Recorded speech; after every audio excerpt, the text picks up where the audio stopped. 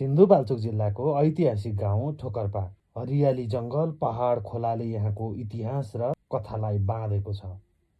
सिन्धुपाल्चोक जिल्ला हाल सुनकोशी गाउँपालिका 1, 2 र 3 लाई समग्र ठोकर्पा गाउँ पञ्चायत भनिन्थ्यो। पछि कालिका र ठोकर्पा गाउँ पञ्चायत, ठोकर्पा र कालिका गाउँ विकास समिति, 2072 को संविधान र सङ्घीय लोकतान्त्रिक गणतन्त्र नेपालको 753 स्थानीय तह सुनकोशी गाउँपालिका 1 र 2 लाई आज पनि ठोकर्पा भनिन्छ। अरनिको राजमार्ग हुँदै सुनकोशी नदी पार गरेपछि यहाँ पुग्न विभिन्न सडकहरू सञ्चालनमा आइरहेका छन्। परापूर्व कालमा राम वनवास जाँदा आफूले शिकार गर्न बोकेको धनुषको बाण राख्ने भाँडो ठोक्रो हराएको र खोज्दै जाँदा यहाँको जङ्गलमा उक्त ठोक्रो फेला परेको भन्ने कथन छ। यो ठाउँलाई पहिला ठोक्रो पाएको हुनाले ठोकर्पा भनिन्थ्यो। समयसँगै अपभ्रंश हुँदै यो नाम अहिले ठोकर्पा रहन गयो।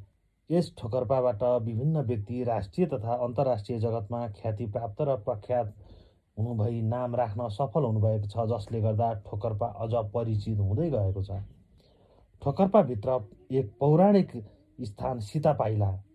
कथा अनुसार सीता केही समय यहाँ बसोबास गरेको र यहाँ एउटा ठुलो ढुङ्गामा सीताको पाइला रहेको भनाइ छ।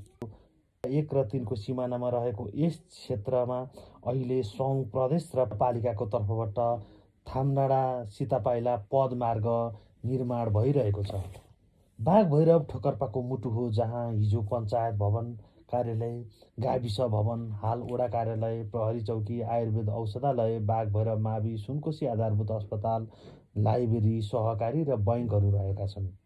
यहाँ रहेको प्रतिष्ठित विद्यालय बाघभैरव मावि हो, जुन विक्रम सम्वत 2017 सालमा ठोकर्पा प्राइमरी विद्यालयको स्थापना भई हाल बाघभैरव मावि र क्याम्पस सञ्चालन भइरहेको छ, जहाँ सिन्धुपाल्चोक र काभ्रेपलाञ्चोकका विभिन्न स्थानबाट अध्ययन गर्न विद्यार्थीहरू आउने गर्छन्। ठोकर्पा भेउटावर थामडाँडा सुनकोशी गाउँपालिकाको 2 नम्बर वडामा पर्ने ठोकर्पा भेउटावर ठोकर्पाको उच्च भेगमा रहेको छ। यो भेउटावरबाट सिन्धुपाल्चोकका अधिकांश भूभाग, काभ्रेपलाञ्चोकदेखि अन्य थुप्रै ठाउँ अवलोकन गर्न सकिन्छ, जहाँबाट बिहानको समयमा समग्र सुनकोशी गाउँपालिका हेर्दा छुट्टै आनन्द आउँछ। यस भेउटावरलाई सुनकोशी गाउँपालिकाले निर्माण गरेको हो भने गाउँपालिकाले नै संरक्षण गरिरहेको छ।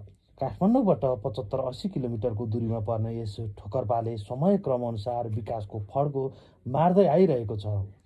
यस श्रव्य दृश्य सामग्री म मदन भण्डारीले आफूले जानेको, बुझेको र सुनेको आधारमा तयार पारेको हुँ। धन्यवाद।